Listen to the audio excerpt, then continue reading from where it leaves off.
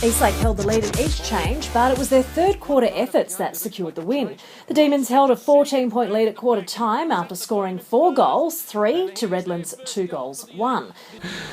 As he lines up in Ralston, makes no mistake about that one. Dean Ralston, 4 goals in the quarter. That's a fantastic start from the man they call Dingo. A quieter second quarter for Eastlake saw Redland pull back the difference. They scored another 2 goals with a handful of behinds and managed to keep Eastlake to 1 goal, with the Demons up by just 4 at the main break, 34-40. Some words must have been said at half-time, with the Demons tearing it up in the third quarter. They booted 6 goals to the Bombers' 1 to hold a 34-point lead going into the final quarter. That's transition football at its best. And the Bombers won the last quarter by getting 4 more goals on the board, but the Demons' third quarter gave them the advantage. Dean Ralston had a sensational game. He bagged a game-high 9 goals. 4 other Demons scored majors. 3 goals to Daniel Zufa saw him stand out for the side. Matthew Thompson lent a hand, scoring 2. A good win to Eastlake moves them up into the top 5 on the eastern table, while Redland dropped to 7th. The final score 13-10-88 to 9-13-67.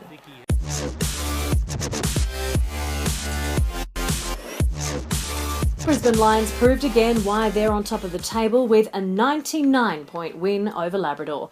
Setting the standards early, the Lions slotted 9 goals in the first quarter, with a strong defensive effort ensuring Labrador didn't get any goals, just 2 behinds. Labrador found the goals in the second quarter with 2 majors, while Brisbane scored 4 goals to hold a 70-point lead at the main break. The Lions kept the momentum going in the second half, scoring 7 goals in the third quarter, with Labrador scoring 1. 1 goal each to Labrador's Rick White, Adam Clark, Ryan Davey, Jake Goldsmith and Brett Boyle. Sam Michael slotted 4 for Brisbane, 3 to Josh Green and Callum Barlett, with Patrick Carnesis and Jack Crisp helping out with 2 each. Joshua Stevenson, Angus Watts and Adam Clark didn't give up, working hard all day for Labrador, while Brisbane's best were Josh Green, Sam Michael and Patrick Carnesis. The final score, 35-134.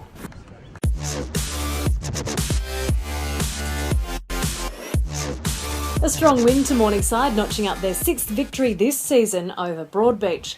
It was a slow start for both sides, Morningside registering 2 goals, 4, no majors for Broadbeach, just 3 one-pointers. Morningside clicked into gear in the second, slotting 8 goals, while Broadbeach managed 2. 4 goals each in the third quarter, with Morningside again keeping the Cats goalless in the final stanza, while slotting another 4 majors. No Broadbeach players found the goals more than once, with single goals going to Kieran Brennan, Matt Fife, Ryan Pantic, Kieran Emery, Jake Greeley and Benjamin Hancock, while for the Panthers, Kent Abbey racked up 4, with 2 each to Smith, Ashley, Evans, Reece Power and Jesse Wallen. The final score, 6-8-44 to 18-16, 124.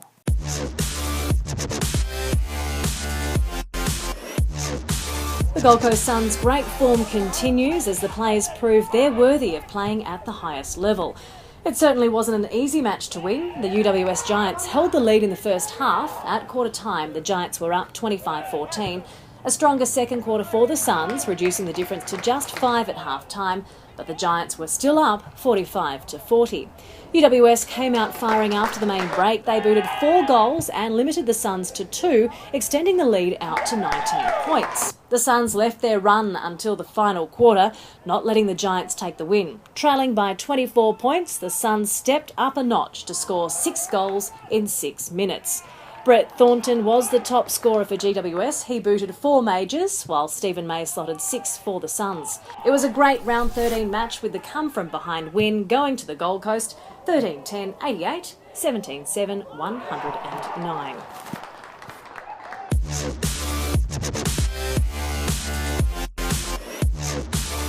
It almost looked as though Mount Gravatt would cause a major upset and take their first win of the season, but the Thunder crushed the Vultures' hopes. Mount Gravatt held the lead at quarter time after scoring 5 goals too, while limiting the Thunder to 1 goal and 4 behinds. The Thunder switched on after the break, slotting 5 goals, while the Vultures scored 2. The Thunder gained the lead at half-time, but they were only up by 1 point. At three-quarter time, the Thunder extended the lead with 10 goals and 15 behinds to Mount Gravatt's 9 goals, 8. Arguably the best full forward in the league. Boof Ewing, he's kicked another one. He's got 4 goals. The Thunder's accuracy improved in the final quarter with a massive 11-goal haul with just 2 behinds, while Mount Gravatt were only allowed 1 more goal and 1 more behind. Mount Gravatt had a spread of goal kickers with 2 to Adam Eckerman, Jesse Green, Michael Schultz and Nicholas Davidson, while the Thunder's Darren Ewing racked up a game-high 7. The last quarter effort helped the NT side to the win, 10-9-69 to 21-17 143.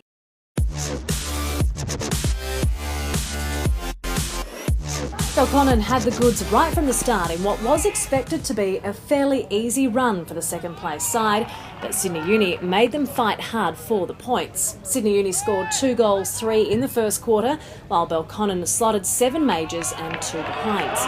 Uni kept the Magpies grounded in the second quarter. They scored 3 goals, with Belconnen only racking up 7 behinds, with just 2 goals difference at half-time. A different story after the main break, with the Magpies back to their best, booting 6 goals, with Sydney Uni slotting just 1. A good finish for Sydney Uni with 5 goals, 3 to Belconnen. Timothy Barton was a standout for Sydney Uni. He slotted 2 goals. Jared Wilkie and Ryan Botten-Noonan also played well. Barton had some help in front of goals, with Adam Campbell and Tim Barrett also scoring 2 each.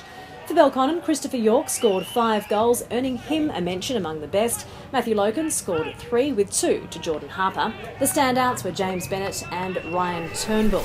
In the end, the Magpies were too good. The final score, 11-15-81 to 16-18 114.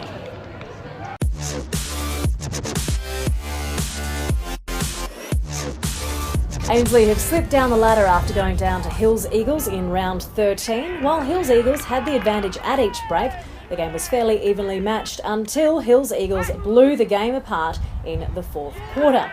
The Sydney side scored 4 goals, 3 to Ainslie's 3 goals, 4 to hold a 27-16 lead at the first break. Ainslie reduced Hills Eagles' lead to 11 by half-time, scoring 3 goals. Hills Eagles were inaccurate in front of goal, registering 7 behinds for the quarter with 2 goals. A better third quarter saw Hills Eagles score 3 goals, 4 to Ainslie's 2-2. Hills Eagles came out determined in the fourth, leaving Ainslie shell-shocked, bagging 7 goals. With more accuracy, the difference would have been greater. They also notched up 9 behinds, while Ainslie managed 2 and 2. Jamie Vlatko was the game's top scorer. He booted 3 for Hills Eagles. Stephen Doyle, Scott Reid and Aaron Savage helped out with 2 each. 7 others managed 1 major each. A strong win for Hills Eagles in the end, taking the game 119-63.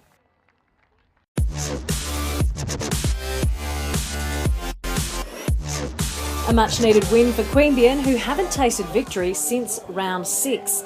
The Tigers started well, slotting 6 majors, while limiting the Hawks to 1 going into the second quarter, up 39-7. An even second quarter saw Tuggeranong and Queanbeyan score 3 goals each. At half-time, the Tigers were up by 30. The Tigers had a sensational second half, coming out fired up after the main break, bagging 8 goals in the premiership quarter and another 5 in the last, while Tuggeranong scored 1 goal in the third quarter and 3 in the fourth. Brent McLeod scored 3 goals for Tuggeranong, Ashley Pocock slotted 2, with 1 each to Jacob Clark, Ben Simmons and Sean Kelly. For Queanbeyan, Ryan Quaid was the go-to guy in front of goals. He managed 5, with 13 others helping out with 1 or 2. A fantastic way to finish for Queanbeyan, with a rare goal to Neil Irwin in the final minute, making his 150th first-grade match one to remember. Looking at the Eastern Conference ladder, the Swans remain on top, with Belconnen in second, followed by Queanbeyan and Eastlake with 24 points. UWS Giants and Ainslie come next, with Hills Eagles in 7th, Sydney Uni 8th and Tuggeranong at the bottom. The Northern Conference ladder, after 13 rounds, has the Brisbane Lions on top with just 1 loss for the season. Southport hits second, then it's Gold Coast Suns and Aspley, with Morningside rounding up the top 5. The NT Thunder are 6th, followed by Redland and Broadbeach, then it's Labrador, with Mount Gravatt down the bottom. So for round 14, Ainslie take on Belconnen at Star Track Oval. Redland face Hills Eagles. Eastlake take on Tuggeranong. The Swans travel to the Alice for their clash with the Thunder. Queanbeyan host Sydney Uni. Labrador are up against Southport. Morningside face Mount Gravatt. And Brisbane Lions host Aspley. For more info, head to neafl.com.au, and to stay up to date with NEAFL fixtures, results and news, simply download the NEAFL app from your App Store.